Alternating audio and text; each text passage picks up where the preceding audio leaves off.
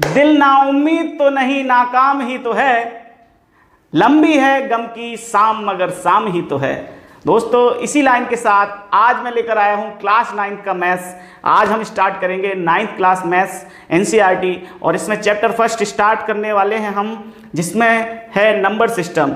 Number system को समझने के लिए मैंने आपको डिस्क्रिप्शन बॉक्स में वीडियो दिया है, उस पर जाकर आप नंबर सिस्टम पढ़ सकते हैं। और वीडियो शुरू करने से पहले मेरी आपसे रिक्वेस्ट है, लाइक शेयर सब्सक्राइब का बटन दबा दीजिए और जो आपको नोटिफिकेशन यानी बेल आइकन का जो दिख रहा है उसको प्रेस कर दीजिए, ताकि आपको नए नए वीडियो आपके पास सबसे पहले पहुंचे और इजी वे में, सबसे इजी वे में। तो दोस्तों आज का वीडियो स्टार्ट करते हैं।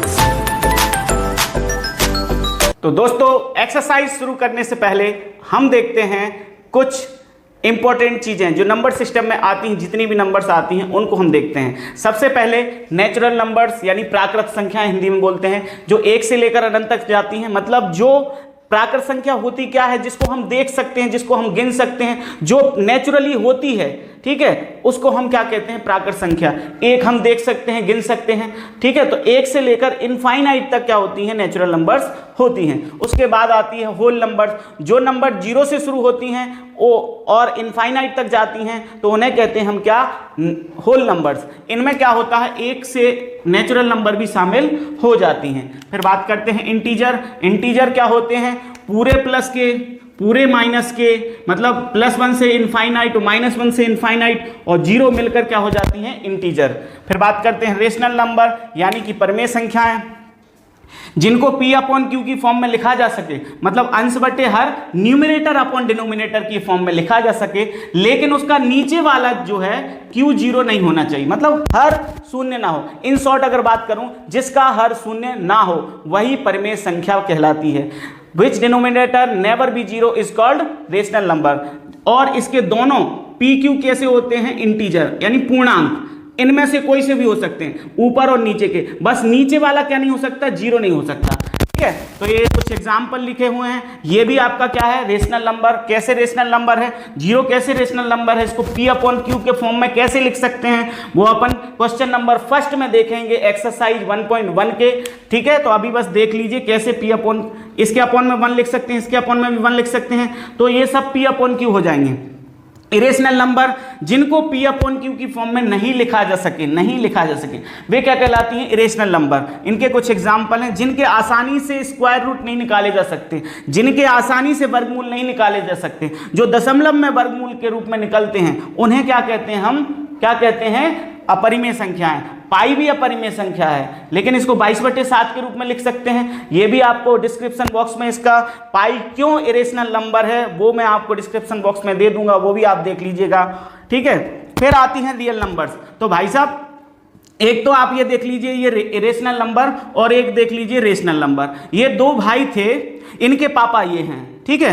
रियल नंबर्स यानी कि रियल नंबर्स वे नंबर्स जो इन दोनों को मिलकर बनी है, ठीक है। यानी कि रेशनल और इरेशनल नंबर का एक ग्रुप बना लिया जाए तो उस ग्रुप को क्या बोलेंगे, हम उस ग्रुप को बोलेंगे रियल नंबर्स यानी कि वास्तविक संख्याएं। क्या होती हैं वास्तविक संख्याएं, परिमेय और अपरिमेय संख्याओं के समूह को वास्तविक संख्याएं कहते हैं। The group of rational and irrational number is called real numbers, ठीक है। अब बात करते हैं, ये जो 4 आपको नंबर दिख रही हैं सभी रेशनल हैं, ठीक है। ये भी रेशनल है, ये भी रेशनल, ये छोटी है, फिर इससे बड़ी ये, फिर इससे बड़ी ये, फिर इससे बड़ी ये, ठीक है। मतलब ये पापा है, इसके बेटा ये हो गया, इसका बेटा ये हो गया, इसका बेटा ये हो गया, ठीक है। समझ में आया ना। अब कौन क्या होता है वो अपन बाद में देखेंगे। फिर एक परिवार ये अलग है, तो कुल मिला के ये है इसका परिवार और इसका परिवार मिलकर ही क्या बनाते हैं, रियल नंबर्स, ठीक है। मतलब परिमेय और अपरिमेय के समूह को रियल नंबर्स, ठीक। तो दोस्तों आपको स्क्रीन पर दिख रहा होगा क्वेश्चन नंबर फर्स्ट। क्या कह रहा है क्वेश्चन कि if 0 is a rational number, if it is rational number तो हाउ कैन एक्सप्लेन P/Q। यानी कि अगर 0 एक परिमेय संख्या है तो इसको P/Q की फॉर्म में कैसे लिखेंगे, मतलब समझ में आ गया। तो क्वेश्चन जो है वो उसको सॉल्व करेंगे तो हम क्या लिखेंगे, सबसे पहले उत्तर में क्या लिखेंगे, आंसर में आंसर हो जाएगा yes, 0 is a rational number, ठीक है। मतलब हाँ, 0 एक परिमेय संख्या है, एक परिमेय संख्या है, ठीक है, ऐसे लिख देंगे इसको। और फिर वो पूछ रहा है कि इसको P अपॉन Q की फॉर्म में भी लिखो, तब हम क्या लिखेंगे, या हम शून्य को क्या लिख सकते हैं, शून्य बराबर 0/1, 0/2 लिख दो, बराबर और क्या लिख सकते हैं 0/4, 0/5, यानी कि बराबर P अपॉन Q के रूप में लिख सकते हैं। ठीक है, इंग्लिश वाले क्या लिख देंगे, हियर 0 = 0/2, 0/4, 0/5, यानी कि P upon Q form of 0। ठीक है, तो ये आपका पहला क्वेश्चन का आंसर हो गया। देखो 0 को लिख दिया, 0 को हम लिख सकते हैं 0/2, 0/4, 0/4, 0/5, यानी कि P अपॉन Q की फॉर्म में लिख सकते हैं। आप देखते हैं दोस्तों question number second. Question number second क्या कह रहा है, क्वेश्चन नंबर सेकंड कह रहा है 3 and 4 के बीच में हमें 6 रेशनल नंबर पता करना है। तो आप कहोगे सर 3 और 6 के बीच में, सॉरी 3 और 4 के बीच में कहां है 6 नंबर, इनके बीच में तो कोई भी नहीं होती। भाई साहब इंटीजर नहीं होती, पूर्णांक कोई भी नहीं होते, पूर्णांक मतलब पूरे पूरे अंक, लेकिन आधे अधूरे कई पाए जाते हैं। और ध्यान रखना, दो रेशनल नंबर के बीच कई रेशनल नंबर यानी अनंत रेशनल नंबर पाई जाती हैं। ठीक है, असंख्य रेशनल नंबर पाई जाती हैं। ये आप नोट करके लिख सकते हो यहां पर, नोट, दो परिमेय संख्याओं के बीच अनंत परिमेय संख्याएं होती हैं। ठीक है, यानी there are infinite rational number between two rational number. ठीक है, ये भी रेशनल नंबर है, नेचुरल नंबर तो है, रेशनल नंबर भी होती है, क्योंकि नेचुरल नंबर भी किसके पुत्र हैं, रेशनल नंबर के। ठीक है, यानी कि प्राकृत संख्या है। अब बात आती है, इसको दो तरीके से निकाल सकते हैं। देखिए मैं आपको बताता हूं, नंबर लाइन पर मैंने इसको शो किया 3 और 4। ठीक है, तो जब दो रेशनल नंबर के बीच में अगर एक नई रेशनल नंबर पता करनी है जो कि यहां होगी, तो हम क्या करते हैं, इन दोनों को जोड़कर आधा कर दो, तो दोनों को जोड़ेंगे 3 + 4 अपॉन में 2, यानी कि 7/2, तो 7/2 ये हो गई। ठीक है, एक आ गई रेशनल नंबर। ठीक है, फर्स्ट। सेकंड निकालते हैं, तो अब इन दोनों के बीच में निकाल दो, यानी कि 7/2 + 4, इन दोनों को जोड़ के 2 का भाग कर दो, तो 2 का भाग नीचे भी कर सकते हो और यहाँ 1/2 भी लिख सकते हो। ठीक है, तो क्या हो जाएगा, 4 2 चौके 8 और 7 कितना हो जाएगा 15 और 2 इधर है और इंटू 1/2, यानी कि 15 × 15/4, ये दूसरी हो गई। तीसरी क्या, अब ये यहां आ गई ना इनके बीच में 15/4, अब इन दोनों के बीच में निकाल दो, तो 3 + 7/2 का आधा 1/2। ठीक है, तो 3 2 × 6 और 7 13/2 इंटू 1/2, यानी 13/4। ठीक है, तो यहां पर 13/4 हो गया। अरे का संग में 13/4 हो गया। अब इन दोनों के बीच कर दो 1, तो कितनी, चौथी 3 प्लस नहीं, इन दोनों के बीच 13/4 + 7/2 है ना, 7/2, और इनका 1/2 करना है फिर। तो इन दोनों का एलसीएम कितना हो गया 4। फिर जब दोनों का एलसीएम में कॉमन फैक्टर 2 है, जब कॉमन फैक्टर होता है तो इस कंडीशन में क्या करते हैं, इससे इसमें डिवाइड करते हैं, ऊपर मल्टीप्लाई करके रख देते हैं। डिवाइड मल्टीप्लाई रख दो, 4 से 4 में डिवाइड 1 टाइम किया, 1 का ऊपर इंटू किया 13, प्लस डिवाइड मल्टीप्लाई ऊपर करो, डिवाइड करो मल्टीप्लाई ऊपर करके रखो, डिवाइड मल्टीप्लाई रख दो, 7 दूनी 14, सॉरी 2 दूनी 4 2 बार गया, 2 दूनी 4 2 बार गया, 2 का ऊपर गुणा किया, 2 7 14। ठीक है, और इनटू में कितना चल रहा है 1/2, तो इन दोनों को जोड़ा तो कितना हो गया 14 और 13 हो गया 27/4 इंटू 1/2, यानी 27/8।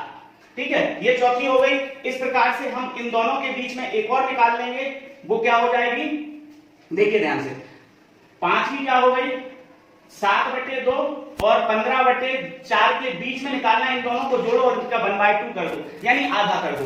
तो इनका एलसीएम भी कितना हुआ 4 में 2 से भाग चला जाएगा तो एलसीएम 4 होगा। तो भाग करो, गुणा ऊपर करके रख दो, भाग गुणा ऊपर करके रख दो, तो 2 दूनी 4 2 बार गया भाग, 2 का ऊपर गुणा किया 14, प्लस 4 से 4 में भाग दिया, 1 बार गया, 1 का ऊपर गुणा किया, कितना हो गया 15। ठीक है, इसके बाद 1/2 हमने यहां पर लिख दिया। 15 और 14 हो गया कितना हो गया ये 29 अपॉन में 4 इंटू 1/2, तो कितना हो गया 29/8। ये हो गई आपकी कौन सी 5वीं रेशनल नंबर। एक और चाहिए तो यहां देख लीजिए 6वीं, ठीक है। तो 6वीं रेशनल नंबर इन दोनों के बीच निकाल देते हैं 15/4 और 4 के बीच में, ठीक है। 15/4 और 4 के बीच में निकाल देते हैं 1/2 करके, ठीक है। तो 4 चौके 16 और 15 कितना हो जाएगा 16 और 15 हो जाएगा कितना 15 30 और 1 31/4 इंटू 1/2, तो हो जाएगा 31/8। यानी कि ये आपकी 6 रेशनल नंबर इस तरीके से निकाली जा सकती है। तो ये थोड़ी लंबी प्रोसेस है, इसलिए हम एक सिंपल प्रोसेस देखते हैं, उससे आप आराम से कर लेंगे। नहीं तो ये तो है ही, इसके जरिए हम किसी के बीच में भी 2 रेशनल नंबर निकाल सकते हैं। क्या करते हैं दोनों को जोड़ो, 2 का भाग दे दो या 1/2 का मल्टीप्लाई कर दो, ठीक है।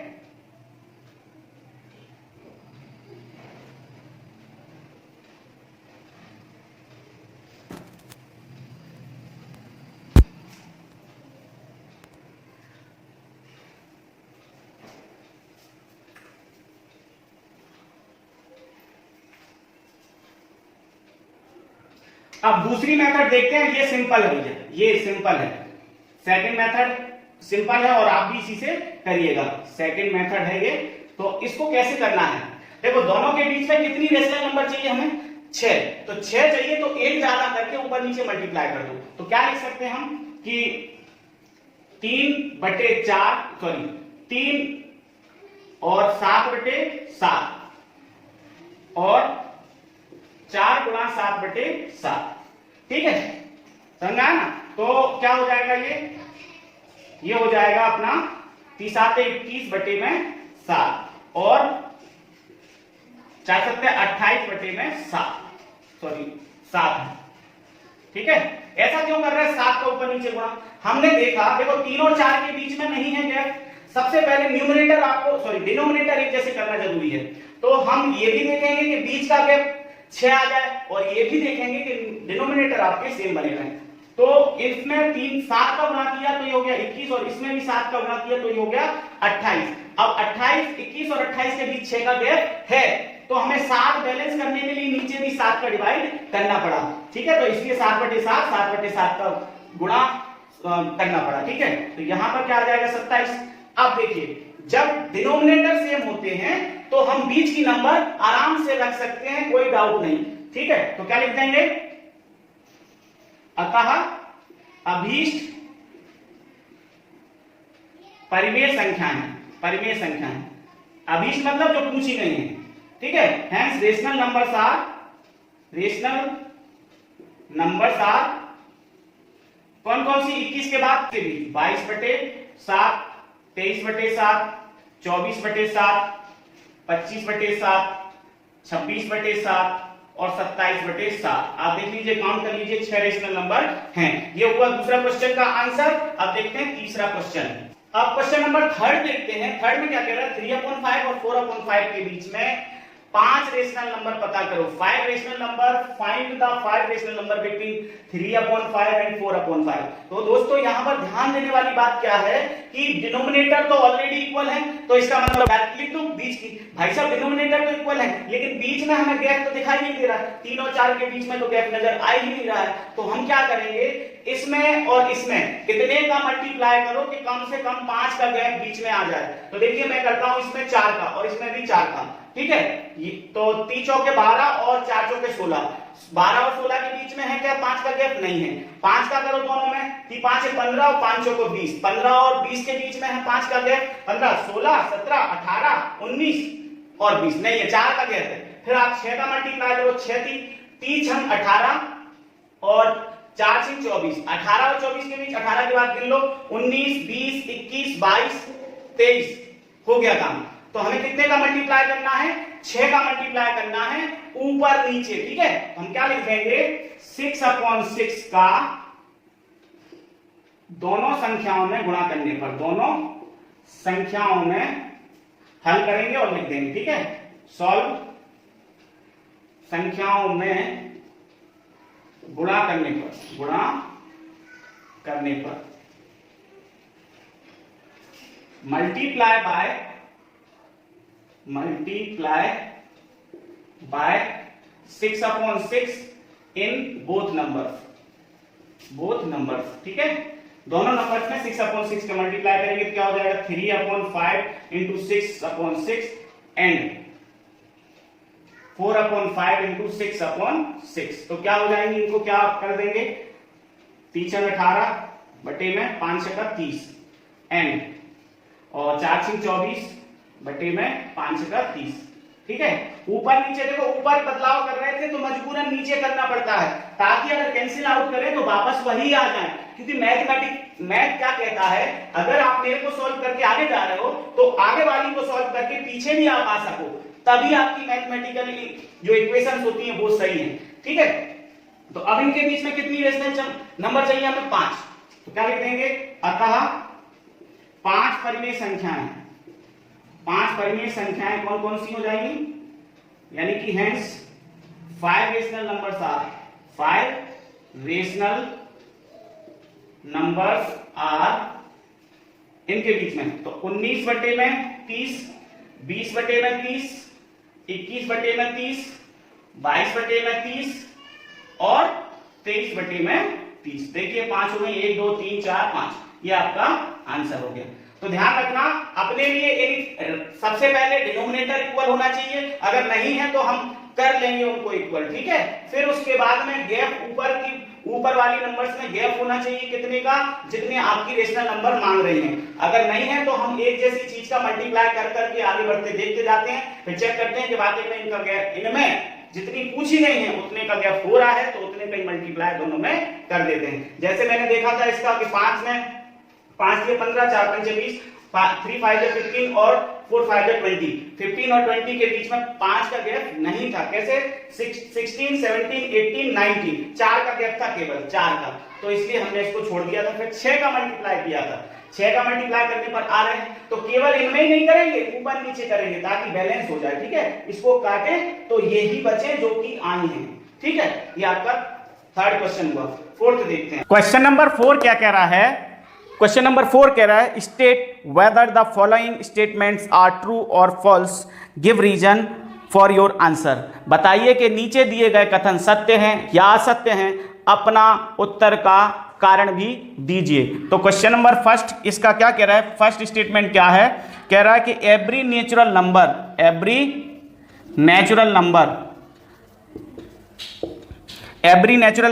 इज अ होल नंबर, ठीक है, होल नंबर, ठीक है। तो मैंने आपको होल नंबर बताता हूं, नेचुरल नंबर कहां से चालू हुई थी, मतलब कि इसका हिंदी में क्या होगा, क्या सभी नेचुरल नंबर, सभी प्राकृत संख्याएं पूर्ण होती हैं, पूर्ण हैं, ठीक है। मतलब ये कह रहा है क्वेश्चन कि every natural number is a whole number, प्रत्येक नेचुरल नंबर, प्रत्येक परिमेय प्राकृत संख्या पूर्ण संख्या होती है। तो देखिए प्राकृत 1 2 3 और डैश इनफाइनाइट, और पूर्ण क्या होती है 0 1 2 3 डैश इनफाइनाइट। अब देखिए क्या ये देखो नेचुरल नंबर ये हैं और होल नंबर ये हैं, ये नेचुरल और ये होल, तो होल में जो है वो नेचुरल आ रही कि नहीं आ रही, तो सभी की सभी natural number, all natural numbers are in whole number, ठीक है। तो यानी कि पूरी नेचुरल नंबर होल नंबर में हैं, तो होल नंबर में है इसका मतलब ये भी होल नंबर है कि नहीं, तो वो क्वेश्चन सही हो गया कि नहीं कि सभी नेचुरल नंबर होल नंबर हैं। दूसरा क्वेश्चन स्टेटमेंट क्या है, दूसरा है every integer is a whole number. Every integer मतलब कि एवरी इंटीजर -3 -2 -1 0 1 2 3 और होल नंबर ये है, ठीक है। तो क्वेश्चन कह रहा है कि सभी इंटीजर होल होती हैं, नहीं होती, कुछ होती हैं। देखो यहां से है होल, तो सभी इंटीजर, इसका आंसर क्या हो जाएगा, नहीं होती, क्योंकि सभी इंटीजर होल नहीं होती, सभी के सभी पूर्णांक पूर्ण नहीं होते, क्योंकि -2 पूर्णांक है, पूर्ण पाया जा रहा है, पूर्ण में कहीं पाया जा रहा है? -2 पूर्णांक है, पूर्ण नहीं है, तो सभी पूर्णांक पूर्ण नहीं होते। गलत है, क्यों? क्योंकि इनमें -2 है जो कि पूर्ण में नहीं है। ठीक है, तो दूसरा स्टेटमेंट गलत हो गया। तीसरा क्या है? तीसरा है आपका every rational number is a whole number. Every rational number, देखो रेशनल नंबर क्या हो गया? 1/2, 3/2, ठीक है, तो और 3 भी हो गया और 0 भी हो गया। तो देखो ये तो होल नंबर हैं, ये पूरी की पूरी रेशनल है और ये दोनों अकेली होल हैं, तो सभी रेशनल नंबर होल नंबर नहीं होती, क्योंकि ये रेशनल नंबर है लेकिन होल में पाई नहीं जा रही, 3/2 नहीं पाई जा रही ना। तो ध्यान रखना, इससे आप ये डायग्राम मैंने बनाया था, इसलिए देखिए परिमेय संख्याएं सबसे बड़ा गोला, फिर पूर्णांक, फिर पूर्ण और फिर नेचुरल यानी प्राकृत संख्याएं, यानी कि इसको क्या, रेशनल नंबर सबसे बड़ा, फिर इंटीजर, फिर आपका होल नंबर, फिर इसके बाद नेचुरल नंबर। ठीक है, तो ये पिताजी हैं पूर्णांक के और पूर्णांक पिताजी हैं पूर्ण के, और सबसे छोटा कौन है? Natural number. ठीक है, तो ध्यान दीजिएगा। अब मैं कहूं कि नेचुरल नंबर पूर्ण हो सकती है, होल नंबर हो सकती है, बिल्कुल हो सकती है, क्योंकि छोटा बच्चा बड़ा होगा लेकिन बड़ा वापस छोटा नहीं हो पाएगा। यानी नेचुरल सभी पूर्ण होंगी लेकिन पूर्ण सभी प्राकृत नहीं होंगी। सभी प्राकृत पूर्ण हो सकती हैं लेकिन पूरे पूर्ण प्राकृत नहीं हो सकते। 0 पूर्ण है लेकिन प्राकृत नहीं है। छोटा बच्चा बड़ा होगा लेकिन बड़ा फिर से छोटा नहीं हो पाएगा। वैसे यहां पर भी लागू होते हैं, सभी पूर्ण, all whole are integer but all integer are not whole, मतलब छोटा बड़ा होगा लेकिन बड़ा छोटा नहीं होगा। फिर यहां पर लागू होता है कि छोटा बड़ा होगा लेकिन बड़ा सभी छोटे नहीं होंगे, यानी कि सभी पूर्णांक पूर्ण होंगे। All integers are rational but all rational can not be integer, जैसे कि -3/5 क्या है? रेशनल नंबर है लेकिन इंटीजर में नहीं है। तो छोटा बड़ा होगा लेकिन बड़े को छोटे वापस हो नहीं सकता। ठीक है, इससे आप याद रखिएगा तो आपको याद रहेगा हमेशा। ठीक है, इस ऑर्डर को याद रखिएगा कि छोटा बड़ा होगा लेकिन बड़े सभी छोटे नहीं हो सकते, यानी कि नेचुरल होल हो सकता है, होल सभी नेचुरल नहीं होते। ठीक है, तो ये क्लास आज की यहीं पर खत्म होती है दोस्तों। अगर आपको वीडियो पसंद आया हो तो लाइक शेयर सब्सक्राइब ठोक दीजिए, दम से ठोकिए, ताकि सभी बच्चों तक ये वीडियो पहुंच जाए और इस पेंडेमिक के समय भी उनकी पढ़ाई रुकावट ना आए। थैंक यू दोस्तों, जय हिंद।